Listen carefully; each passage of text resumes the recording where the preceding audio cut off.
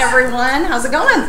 Excited to be here. This turnout is absolutely fantastic. This makes me so excited. First and foremost, I really want to say what a fantastic show. I know that's the cliche opener from The Judge, right? That's usually how it starts. But this was a hard show to judge. There is a lot of really incredible, really good artwork in this show. So I just want to validate and give the congrats to all of y'all for participating in this, because sometimes just simply getting out and putting our artwork out into the world is a really big step. Right?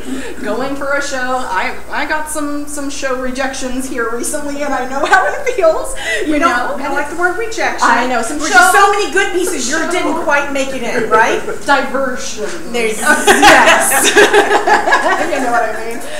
But this was really exciting to see. This is my first time working with Ridge Art, and so I didn't entirely know what I was walking into, but I'm having a good time. So my name is Sarah Brewington Barnes. I am a born and raised Lakelander. Don't judge me, Winter Haven. Okay, I'm a born and raised Lakelander. My very best artwork is right there. That's Junie. So if she greeted you upon entrance, that's my best artwork yet. I started out personally. The very first camera I got was a little Kodak EasyShare, maybe 5 megapixel kind of deal, 2 maybe if I was lucky, that kind of stuff. And prior to that point, I had actually been a classically trained musician. Piano, clarinet, guitar, all kinds of fun stuff, okay? And if you've done music, you know that music comes with rules, doesn't it? Photography, for me, when I first started, didn't come with rules. I know now that there are some, okay? But at the beginning, it was such an incredible creative output. I could be very imaginative. If the thought hit me, I could work with it. So I picked up a camera for the first time, senior year of high school. I won't tell you what year that is. Okay. So you're younger than most people in this room. I won't say what year. And I ended up joining over at Florida Southern College to get my BFA in graphic design with a completely accidental minor in art history. Okay, so I know some cool things about paintings. That's the extent of it, really. Okay. While I was there, I was hired. I got an internship at Publix supermarkets. Did you know that Publix has a photography department in-house?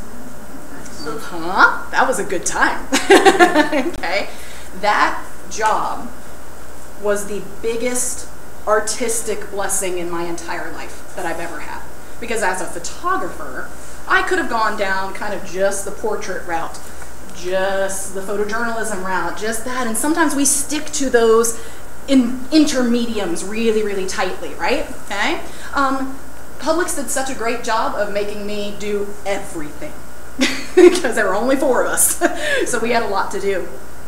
So I was there for a while, kept showing up to my internship, and I was like, this is an internship, isn't this supposed to be stopping? And one day my boss goes, I think we've hired you, and I was like, I think you have. I think you have. I ended up working for Publix for 8, just shy of 9 years, and it was absolutely wonderful. Graduated from Florida Southern, got my Bachelor of Fine Arts, as I mentioned before, and a semester after that, one of my former professors texted me and was like, hey, do you want to teach? Because by that point, I had had 3 years of corporate experience, and in your 20s, you say yes to everything. So I said yes, and taught for Florida Southern as an adjunct professor for cumulative 10 years. I stopped after a little point and then came back and all that kind of stuff. So I was with them as an adjunct professor for a long time. I've done a lot of fine art photography. I've done a lot of corporate photography. I've done... One foot's always been on the kind of corporate art, corporate creative side of things, but the other side has always been on that art doesn't leave, does it? It doesn't leave, no matter how corporate you get. Okay. Did that for a long time. They knew that my heart was in teaching. So I was accepted into the School of Visual Arts up in New York City for my master's degree. Okay. I went, it was a low residency program, so I kind of went back and forth. So I can say I lived in New York for 6 months, but this girl's a Florida girl. Okay. So I learned so much in that program. It was absolutely wonderful. Came back. At the time, Florida Southern didn't have a full-time thing available for me. So I ended up moving out to the Midwest for a job and kind of went back to the corporate side of things. I was a manager for a digital marketing team, photographers and videographers. But that creativity doesn't stop. Even if you're doing stuff for a client, you guys know. That creativity doesn't stop, okay? Met my wonderful husband out there. I said, I know a really awesome place where it doesn't snow. It's called Florida. Do you want to move? And he said, yes. We came back. I called my colleagues over at Florida Southern. Do you want me back? They said yes. I was like, cool, sounds good. Also got the job teaching community classes over at the Polk Museum of Art. And that was a really wonderful time too. So teaching's right here. Teaching art is right here. It's never going anywhere. Whether it's a community class, whether it's a arts academia side of things, it's so nice to have that range. So all that to say, I've seen a lot of artwork. I've seen a lot of artwork. And then recently, as I was introduced, I have been hired on full-time professor. Full-time professor. I did it, y'all. I'm so happy. Over at Polk State. My official title, which is way too long for a business card, is Professor of Visual Arts and Photography. So soon I'll be able to pass out a card about that big. All right. There's the resume. Any questions? Yes, your last name. It's Brewington Barnes. You can find my website under Brewington. That's BREWINGTON. And Barnes is spelled really weird. BAARNS. Believe my husband. Got anything else for me before we get going? I do want to say, when I judge shows, when I critique student work, when I try to give a communication to any other artist, no matter the level that they are starting, a very, very, very big thing for me is what I call kind of the 50-50 split. 50% technique, 50% concept. Okay? Because especially in the digital art side of things, we can get focused very, very, very easily on what type of camera was it, how many megapixels, how much did you Photoshop, and all that kind of stuff. And technique is beautiful. Technique is really important. Technique we have to know. I kind of got to say something too. Right? So my students work through this process of, okay, let's learn the technique, technique, and then about the halfway point in the semester, all right, it's time for you to start saying something. All right? Okay? So I judge very similarly. Fair warning. Are we ready? We're ready. You ready to see some art? That's yours? Yes. Okay. Our first honorable mention goes to Bill Morocco, and this is Mystic Water, and it's mixed media. Front of the camera. See that, Bill? Okay, is Bill here? Okay. All right. This one struck me immediately for a couple of different reasons. One, there is a certain storytelling aspect happening to it. The details are absolutely incredible. Even just the choice of the type of clouds that were chosen. They're not the stereotypical type of cloud. It is a certain environment that the artist was doing their best to represent. The details just drew me in. It's a beautiful, beautiful mixed media. And gave me a very emotional response to start out. So very nice job on this one. Like a whole bunch. Anybody have any questions about this piece? All right, and we'll go to the next one. More art. More. Hey, Austin, want to go back to Melody? You've been summoned.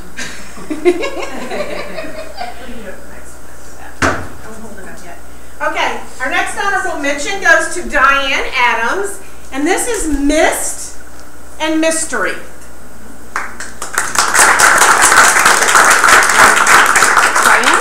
Oh, and it's watercolor, sorry. This one, there's kind of a lot of similar things that I was saying to the painting before. The details are really beautiful. There is a strong mood in this image. The technique is really, really wonderful and very storytelling too, but just the mood to it, the choice of color, the choice of details, and the choice of the painting. The details are there, but it's dreamlike. And I just thought that that was really, really beautiful. I think that your choice of size was very nice too. It draws you in. Beautiful. because when you go up here, then they can't see. Anybody have any questions about this? Great job, Diane. Hey. Oh, sorry. You can do it. You want to do it? Yeah. Go for it. Our next piece is Jean Cormier, and this is titled A Different Kind of Beauty, and it's graphite pencil.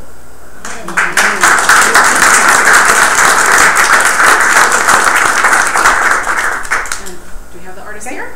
Yeah. Yep, she's right here. Stand back this way so the camera can see you, there we and go. Jean can see what she's saying.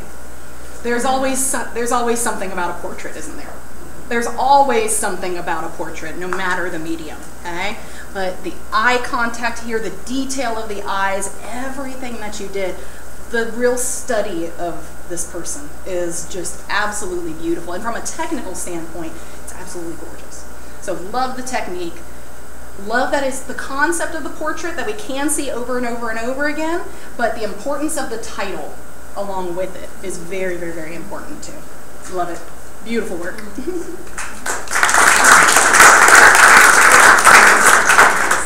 So I want to add something because it's so interesting to me how different people react to different things.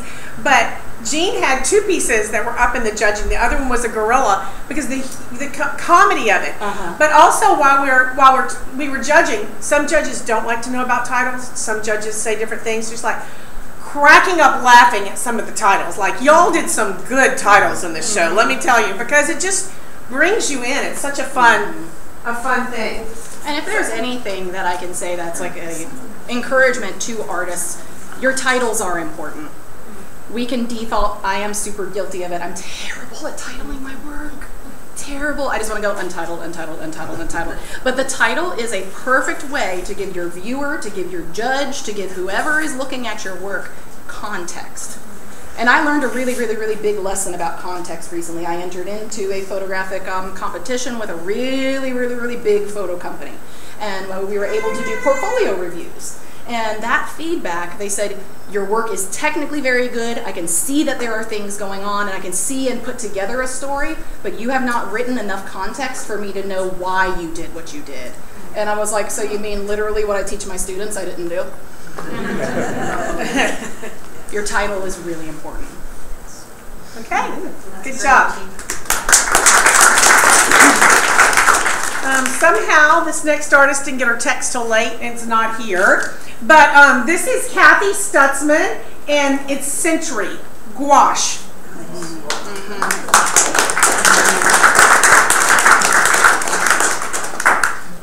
Okay, just beautiful.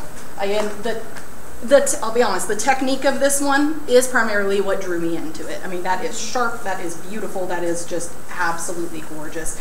But so much of what we have in Florida nature especially, I'm just always drawn to because of our overdevelopment and everything that we've got going on. So to see this little moment of peace is so storytelling as well. And just beautiful, wonderfully done. Anybody have any questions? Our last name. The title was Century. Century? Stutzman. S-T-U-T-Z-M-A-N. Okay? Austin? So now you're to, no, you are, oh, no, this is supposed to go back out there. Yep. Okay, that's one. Thank you. Okay. Technical difficulties. Okay, so our first award of excellence goes to Bonnie Liss for the painted violin.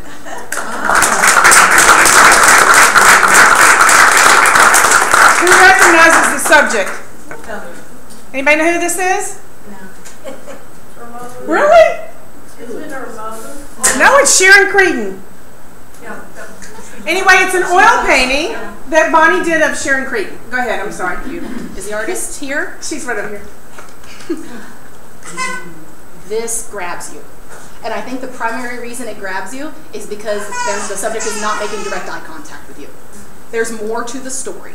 There's more going on. Okay? Usually I try to be really careful compositionally about leading people off the page, but this one compositionally you stay on so well because you pull us in. We almost have that kind of spiral going on. We stay in this very well. We go from the eyes to the top of the instrument to that tiny little pop of red. That's always a good secret, isn't it?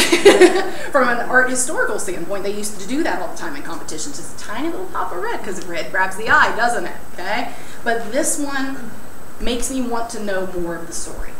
More and more and more and more. I think it's absolutely beautiful. Well done. Thanks. Questions? Don't have any questions? Oh my gosh. She's doing a good job. Good. Very good. And up next on our award of excellence is going to be Beverly Williams, and this is titled The Tiger or the Lady.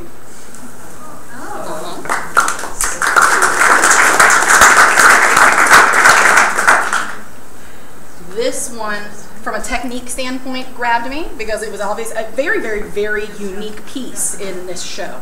Very, very, very different. The compositional play that's happening here, where we have some coming out, especially with the eye of the woman coming forward, things going back and everything, worked really, really, really nicely. But this one was getting me closer and closer and closer to, we have that very nice 50-50 split, we're pretty darn close, of really great, really, really wonderful technique, and you can tell the storytelling aspects that are coming into it too, and the concept behind it as well. All the detail, even just the fact of realizing that this kind of dead space at the bottom, solid white, especially at the bottom, is going to draw the eye down to the bottom. So to fill that with texture and fill that and bring it back up even further is just absolutely wonderful. And then the technique for the eye, the face, the details and the stripes of the tiger. Beautiful. Beautiful, beautiful. Any questions at all for this piece? No? All right, good job, There you go. Was it the medium? Medium. Graphite, yes. Okay, our next, excuse me, award of excellence goes to Preston Stafford. And this is Pencil, and it's entitled The Two Little Princes.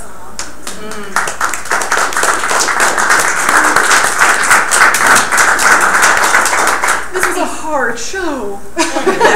Can you tell? Is the artist here? He's traveling. Okay, good reason. Oh my goodness. Okay, so there's kind of a list with this one. There's the lighting, there's the composition, there's the tonal range happening. Yeah, really beautiful job with this one. From a technical standpoint, absolutely loving the lighting on the face.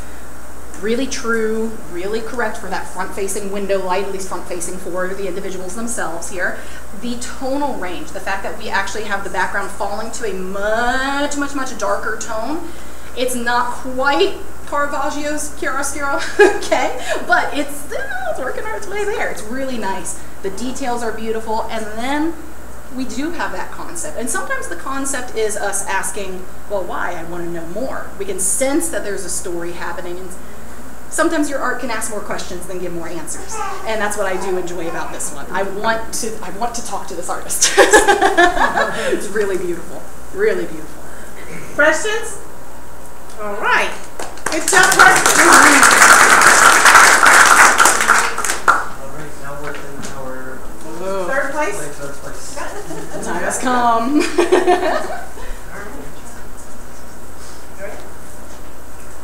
All right, and this will be for our third place, Gary Chappell, and it is titled "Don't Push My Buttons."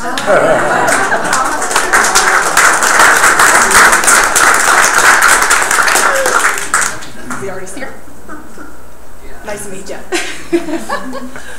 I love this. I absolutely love this. The main reason why is humor is so difficult to work into artwork without it being almost like slapstick. You know what I mean? Without it being so just like completely in your face and kind of obvious and stuff. And this one, I kept coming back to it because I was discovering other details and discovering other things. From a technical photographic standpoint, this is absolutely lovely. The reflection being incorporated, all the pieces and parts. It is sharp, it's lit wonderfully, and it's hilarious. It works so well. It works so well. I just need to know, is your fish okay? How did they get the fish in there? They just photographed. I mean, how do you do Do you want to tell? Do you want to tell your secret? The fish was in there. Are you put your? You lived in there? What did he taste like? No, he didn't blend well. No. He was in there for a while, and I have a whole series of blender things coming up. So. That's cool. Nice. And that was going to be one of my questions, if you were willing to answer that part of your technique, because especially in photography, so much is happening with AI. So much is happening, and there's elements of those tools that are very useful to us as photographers, but there's elements of those tools that are taking over things a little too much and going to reduce our creativity as individuals, and it's a tough balance. So to learn that this is real. Now, if you want me to be honest about composition or composite, the plug and the cord were not in the first fish. I accept still. It balances it out. Well, It does. It does. I had worked with it a while without that, and I thought it needed the balance. And I also made the plug a little bigger than it would be in normal viewing. And just the fact that it sounds like you initially played off of that rule of thirds a little bit, having them over in that side, but to cross that and kind of break that rule, so to speak, you did that in such a wonderful, wonderful way. Also, the solid black background, I think, was a really successful, really good idea. As humorous and odd and eye-catching as it could have been if this was just sitting on your kitchen counter, right? That's not what it's always about. And this focused down your idea in a really great way. I love it. Well done. Well done. Great job. I love it. All right, second place goes to Teresa Garcia, and this is entitled Scattered, and it's fused glass.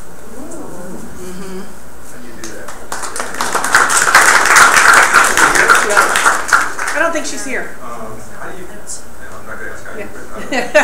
I don't know. This piece would be, oh, really? Yes. Gosh.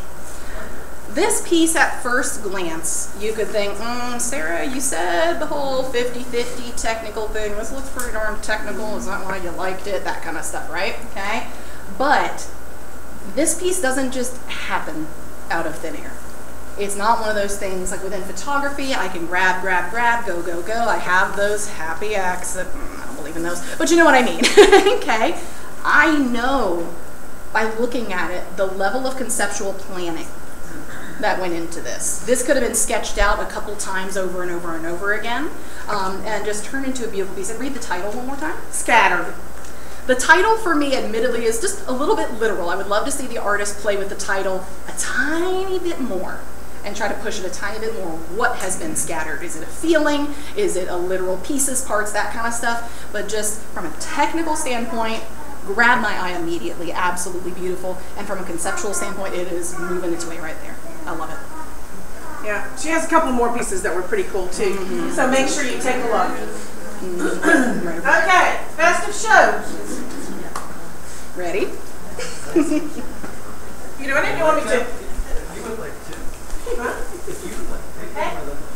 This goes to a new artist here, and this is George Stewart, and this is Bad Moon Rising, and it's a watercolor.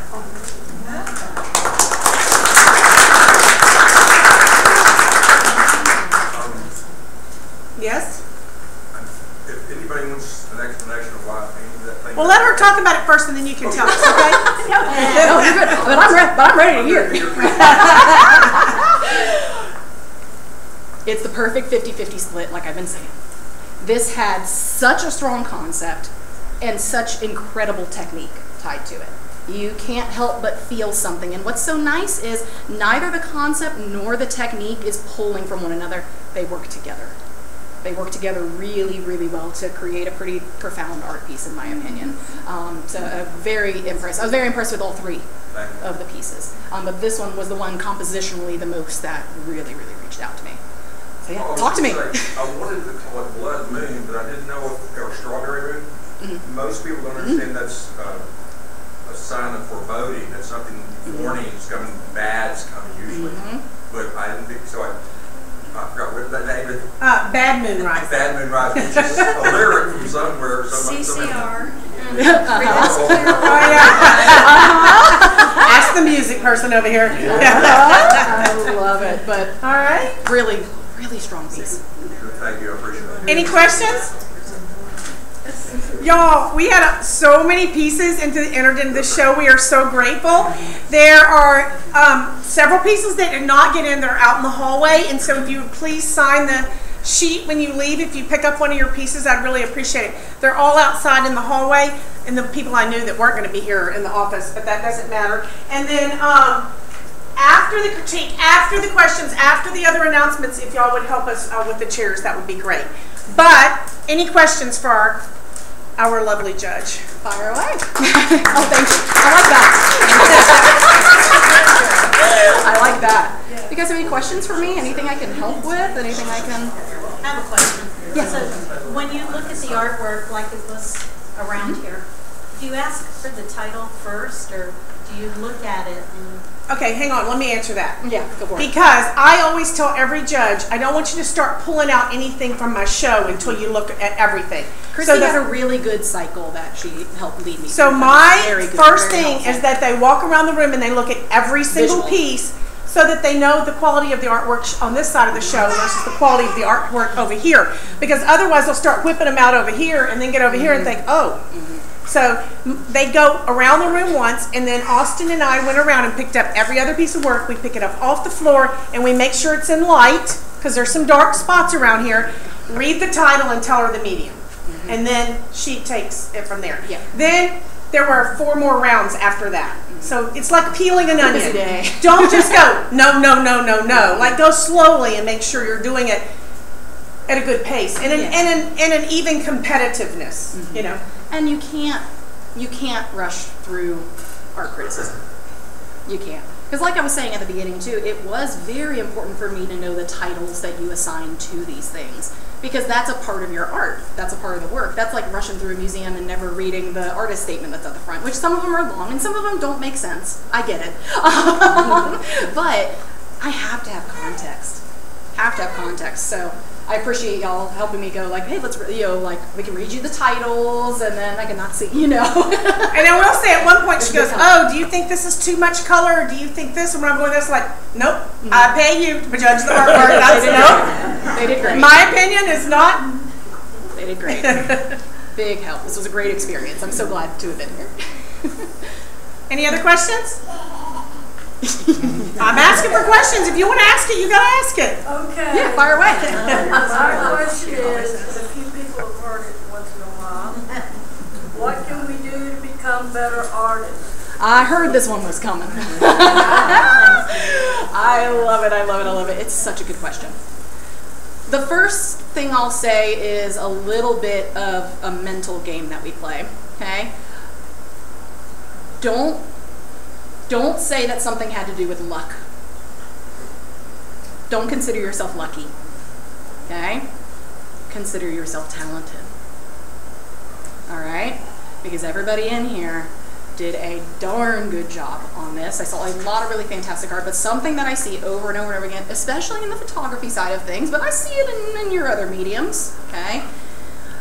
We can downplay our work way too quickly.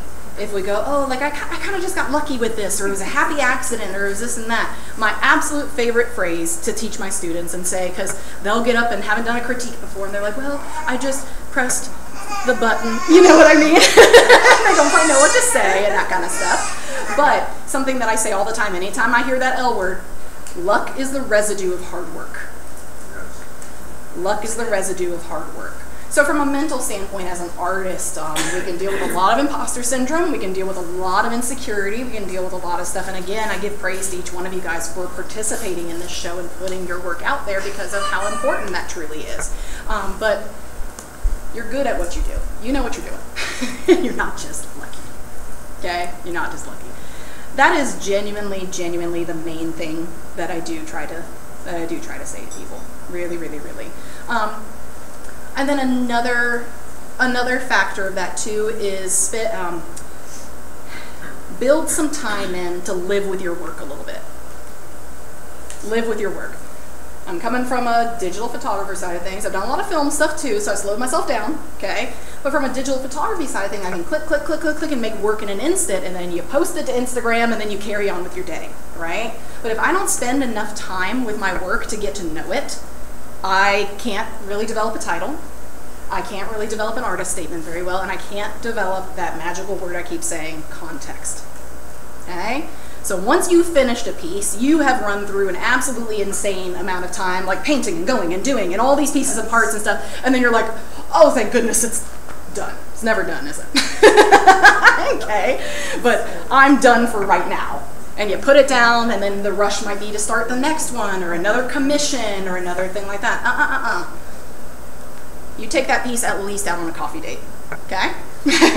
Spend some time with it, learn what it actually means, and develop that context. So you're not lucky, you're good, okay? And spend some time with your work.